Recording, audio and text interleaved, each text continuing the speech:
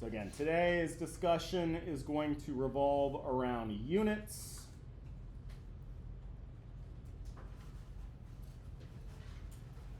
Okay, so what do I mean by units, right? When we're talking about a measurement in length, we would do so maybe in meters. The units on that measurement are those meters.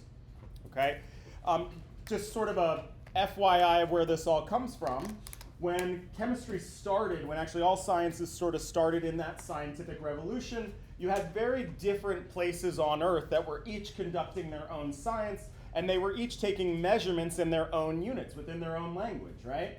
But that meant that the scientists in France couldn't talk to the scientists in England about what they were doing because they weren't using the same set of units. So at some point, all the scientists in the world gathered together in this conference in France and said, all right, this is madness. We need to just standardize this right now, all right? And that is what we call the SI base units. System International.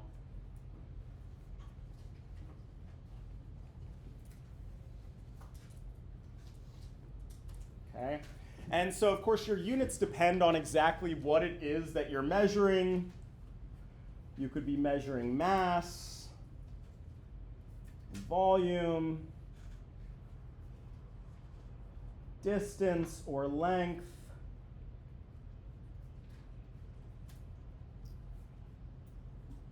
All right, we can also measure temperature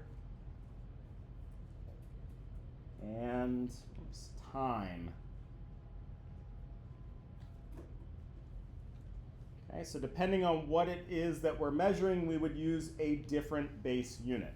And actually, you can still see a little bit of the old-timey way of doing things here in America because we very stubbornly held on to the old English system, what we call the imperial system, where we measure distance in miles and feet and inches. And pretty much the rest of the world has converted to the metric system, which is the base of our SI units here, okay? So in chemistry, we don't use feet and miles and all that jazz, okay? So for mass, we would use grams.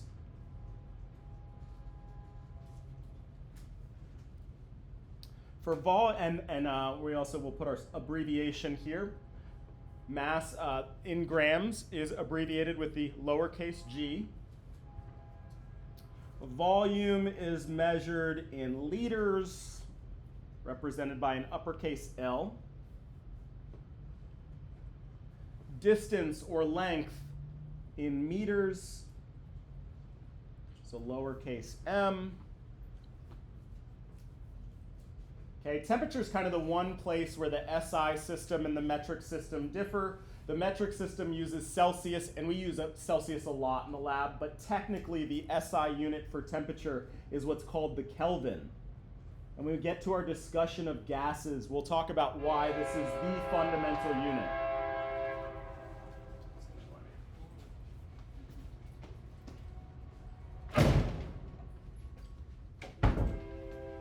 All right, and then time, our base unit is seconds.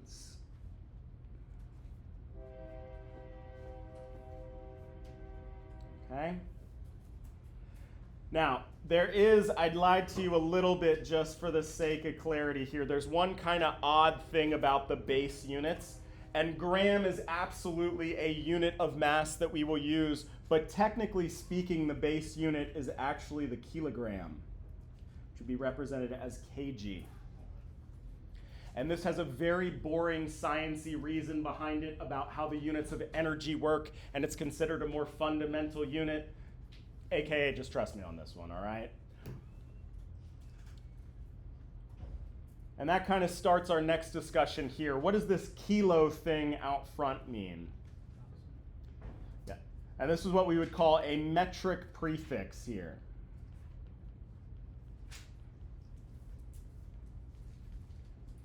All right, so I want everybody to turn their attention to our constants page because we have a big summary list of all these metric prefixes. Okay, specifically talking about this table right here on our constants page. All right, we got all these different metric prefixes. So what the heck are those? Why would they bother doing that? Okay, so it's really just for convenience. All right, and it's really about the scale in which you're measuring something. We said that length was measured in meters. So indeed, if you were to measure my height, the more convenient unit to use would be in meters. But if you're trying to measure the height, the length, whatever, of something really tiny, a more convenient unit to use would be centimeters, right? Still meters, but you stick that little prefix on there to mean we're talking about something small. And if I was talking about the distance from here to my house, that's a very large distance. So I would want to do so in kilometers, kilometers, right? So we stick that prefix on the beginning there to mean something really big, all right? So we're going to see how these prefixes work here. So let's say that I was taking the mass of something and I measured it out on our balance. Our balance reads in grams. So it was 4.25, but times 10 to the negative 3 grams. Well, I can more conveniently express this in a different set of units using my metric prefixes. If we look on our chart here, one of these metric prefixes actually means 10 to the 3. Which one's that? Milli, using that lowercase m. So I can represent this exact same quantity as 4.25 milligrams, where I've replaced that times 10 to the negative 3 with that little prefix m, right? And that means that scale that I'm talking about, that times 10 to the 3, times 10 to the negative 3 scale, okay? So let's practice this real quick. I'm going to give you 2 more measurements, and you're going to put them in a more convenient set of units for me. All right, something really quick, like 1.2 times 10 to the negative 10 to the negative 12 seconds. How could we represent that more conveniently? We'll do one more.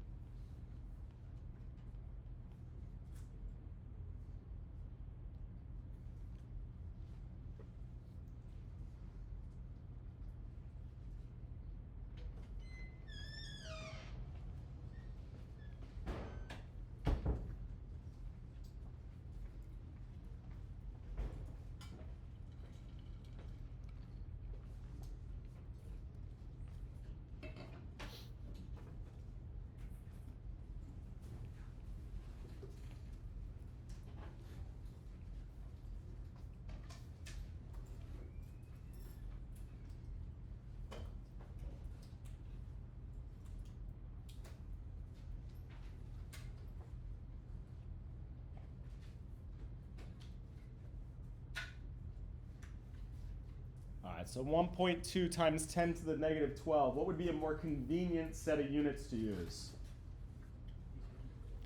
Picoseconds. So 1.2 ps, where again that p for pico represents that times 10 to the negative 12 value. That's a ridiculously quick, whatever, bond vibration maybe. All right, and then I got another measurement, 6.797 times 10 to the 6 meters, a huge distance here. So what would be my more convenient set of units? Megameters. It just sounds cool. I don't know why we don't use more megameters, but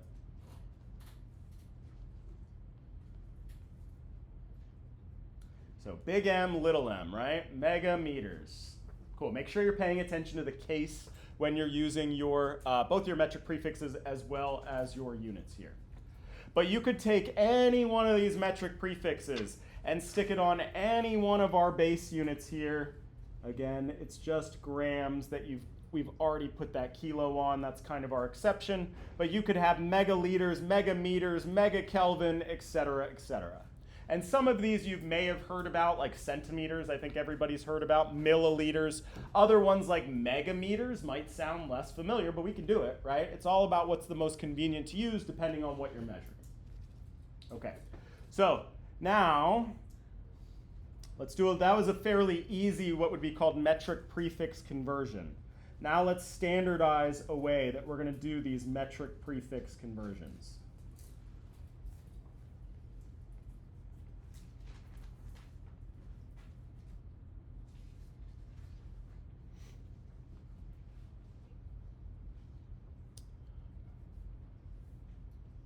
right, so let's just take an example. I want to convert 0.049 meters into centimeters.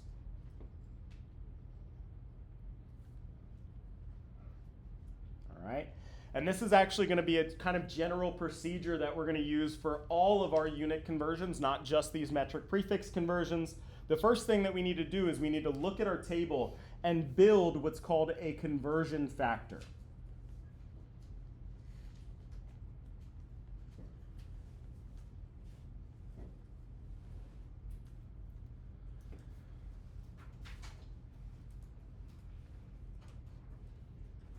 Okay, so I'm going to show you kind of the long way to do it at first, and then I'm going to tell you a little bit of a shortcut that you can reference to make sure that you're always doing it correctly.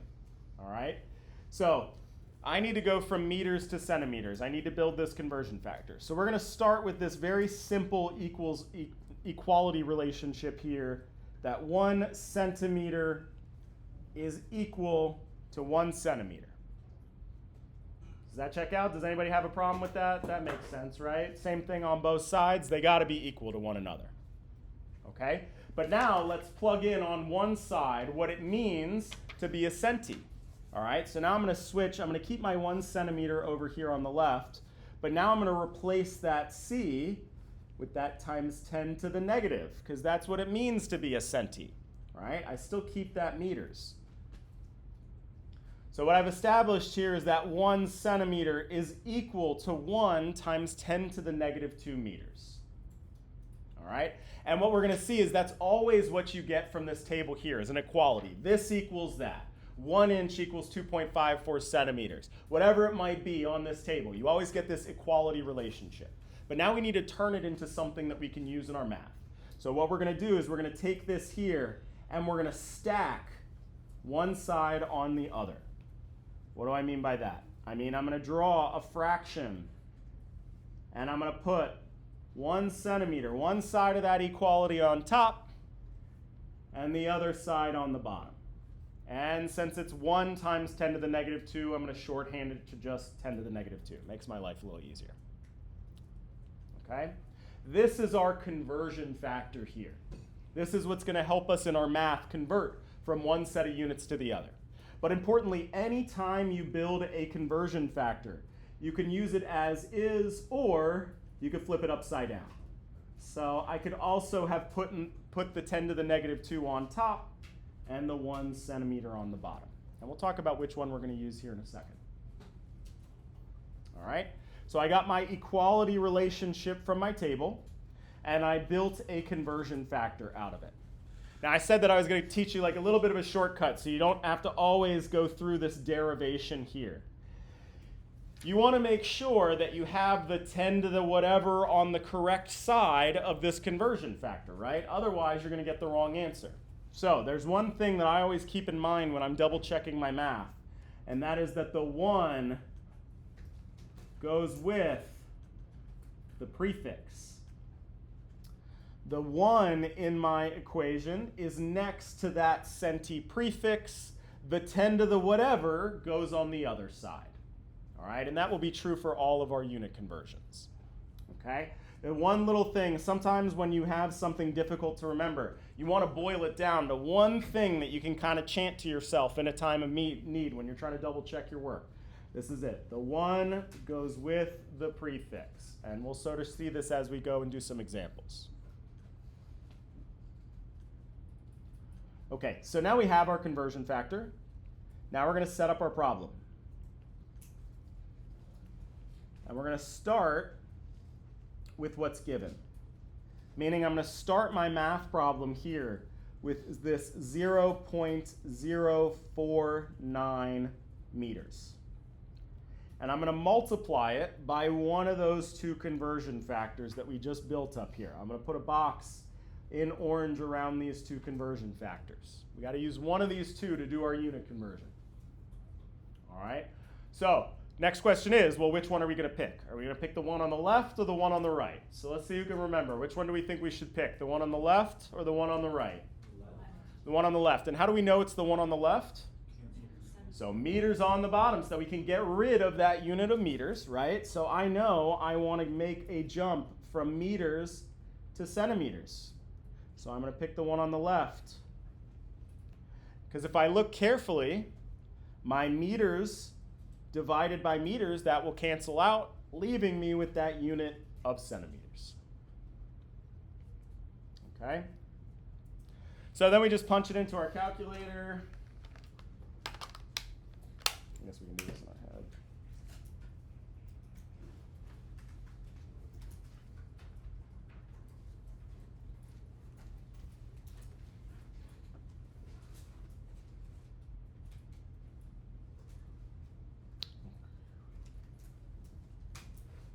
All right, to be clear, because that 10 to the negative 2 is on the bottom here, that means I'm going to punch into my calculator 0.049, and I'm going to divide by 10 to the negative 2. Okay, so that's how I got my final answer of 4.9 centimeters. All right, I'm going to give you all another one, and you're going to do this one for me.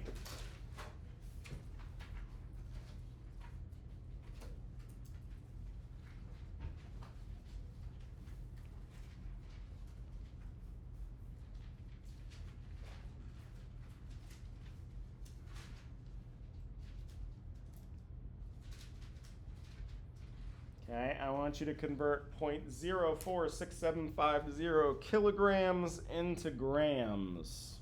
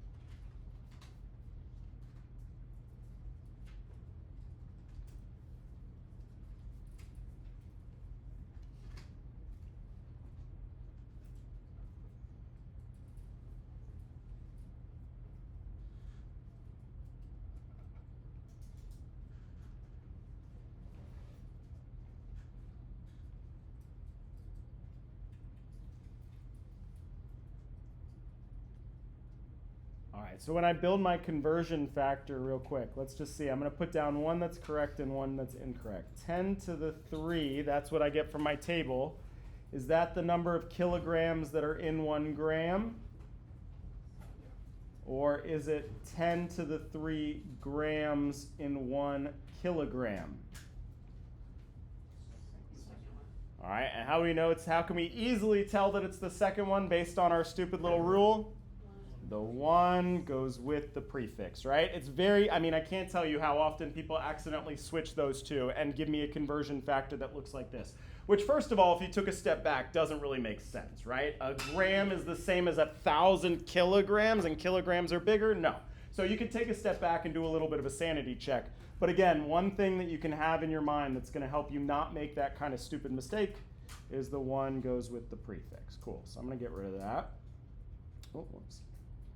All right, and again, anytime we have our conversion factor, we can use it as is or flip it upside down. And there will be a time in the not too distant future where I don't bother writing both of them. We just know we could flip it upside down if we needed to, but for right now, I'll write both of them.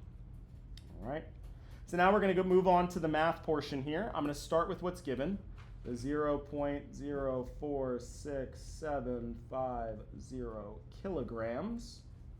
I'm going to need to multiply by one of these two conversion factors. Am I going to use the one on the left or the one on the right? On the left, I need kilograms to cancel out, right? So my 1 kilograms on the bottom, my 10 to the 3 grams are on the top. Okay, cool. So then I punch this into my calculator. I get 46.75, right? So we always got the math step. What are our units here? Well, if I set it up correctly, my kilograms better cancel out, leaving me with units of grams. I got one more step that we always got to do because this is a pain in the butt chemistry class. I kind of glossed over it in the first example because it just kind of worked out. But what's that other thing we always got to go back and do? Apply our rule for sig figs, okay? So if you note on this metric prefix conversion table at the top, it says that all of these conversions are exact. And again, that's best case scenario because that means that this term right here, this exact term, is not going to limit my sig figs at all. I can just ignore it completely. But I do have to make sure that my answer has the same number of sig figs as my starting value here. How many sig figs do we see in that initial measurement in kilograms?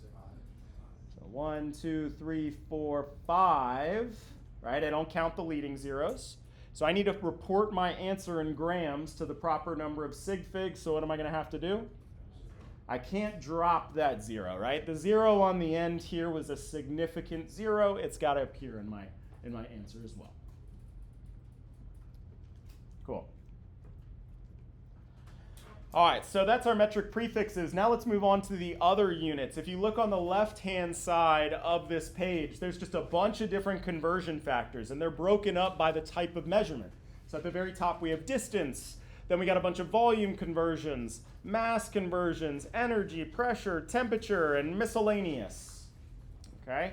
So we're going to use this table real quick, and we're going to do a unit conversion. We'll go from 17.95 inches into centimeters.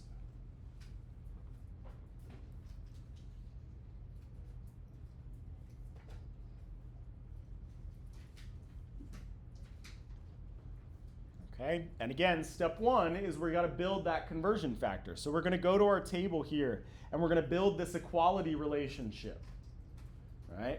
What we see on our table is it tells me that 1 inch is equal to 2.54 centimeters. All right, that's just what the table says, 1 inch, and then it gives you the symbol for inch, and then the 2.54. This is what that table's telling you. So now in order to turn this into something that we can use in our math, we're going to do our stacking. Right? Same like we did before. I'm going to take one side of this equality, my 1 inch, stack it on top of the other. Or, depending on how my units are, I could take it and flip it upside down. 2.54 centimeters are in 1 inch.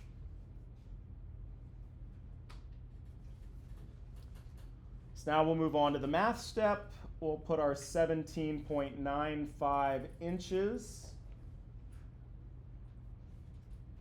And I'm going to need to multiply it by one of these two conversion factors that we just built. Am I going to pick the one on the left or the one on the right? In this case, I'm going to choose the one on the right because that will put inches on the bottom.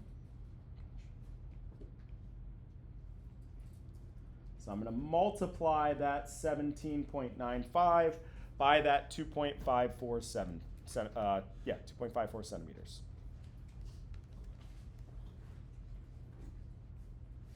My calculator spits out 45.593.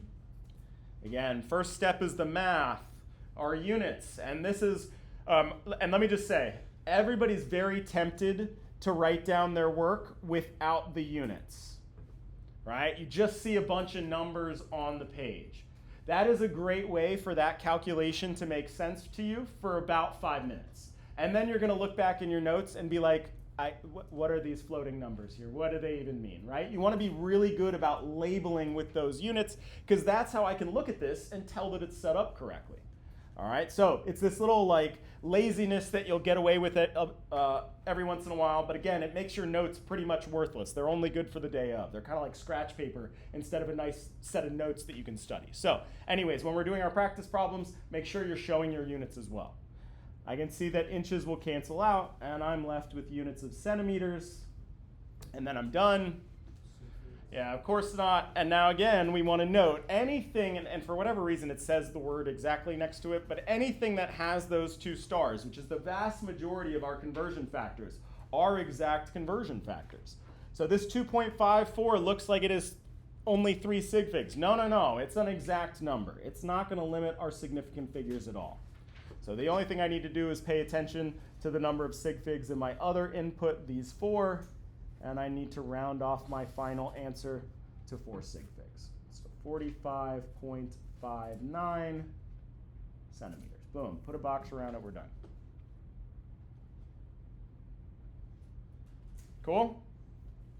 All right. So then the last complication that I can throw at you here, we're going to do a very similar example. We're going to use the same exact number, the 17.95. But now we're going to go from inches squared to centimeters squared.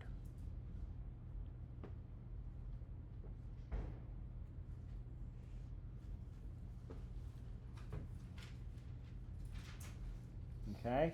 So if we had an inches squared to centimeters squared conversion factor on this table, we'd be golden. But if we look very carefully, we see that there is no such conversion factor. Okay? So instead, we're going to have to use our inches to centimeters conversion factor. Right? That same one that we built in a previous step, the 1 inch over, well, I guess we'll just do it the correct way even. It was the 2.54 centimeters over 1 inch. All right, but now I'm going to move on and we're going to run into a problem here. I'm going to do my 17.95 inches squared. If I multiply it by this conversion factor, the 2.54 centimeters over 1 inch, we pay careful attention to our units. Remember, inches squared means inch times inch.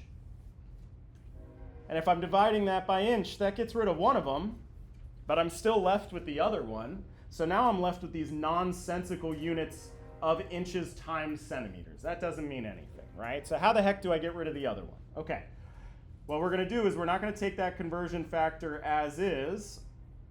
We're going to take this whole thing, the entire conversion factor, and we're going to square it. That squares not only the value inside, the 2.54, but it also squares the units inside as well. All right? You could, 2.54 squared, you could calculate that this means that there is 6.4516 centimeters squared in 1 inch squared. To be clear, I did square the 1. I just get 1 back, right? You could break it into that step. You don't need to. Your calculator is more than capable of handling exponents. Just type in 17.95 times 2.54 squared, right? You don't have to break it up into the 2 steps. You certainly can. But if I typed in 17.95 times that 2.54 squared,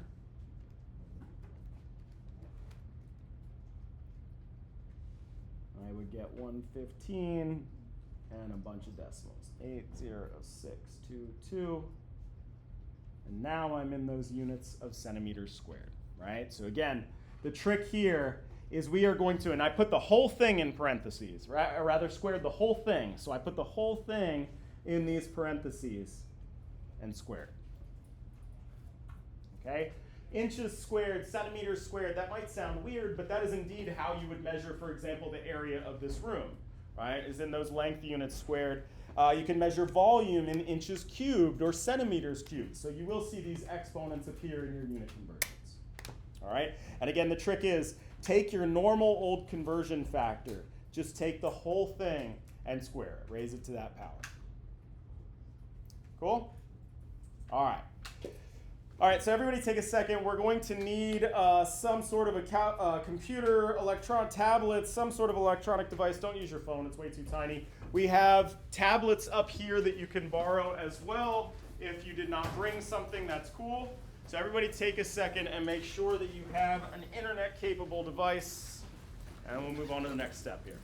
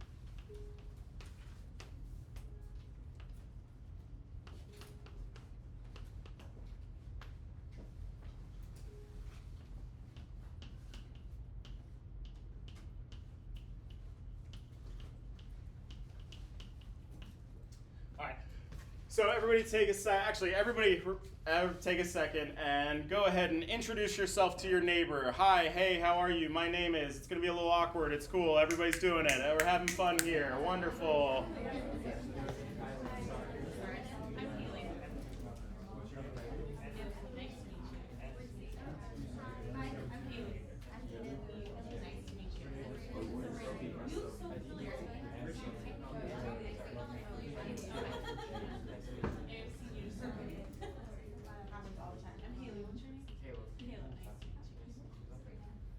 Okay, cool. So what we're going to be doing, everybody's going to navigate to the bottom of their week 1 module and find this assignment. Week 1, lab worksheet, significant figures and unit conversions. All right. Everybody's going to be completing an individual worksheet here, but the problems are similar from you and your neighbor. It's just the values might be a little bit different.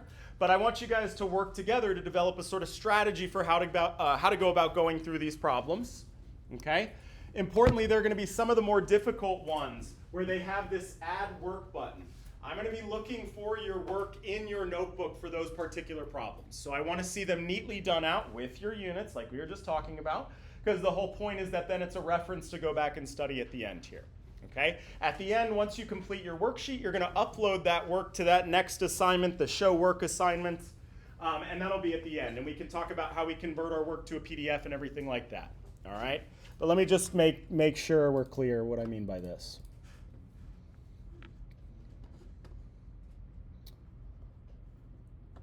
Oh, wonderful.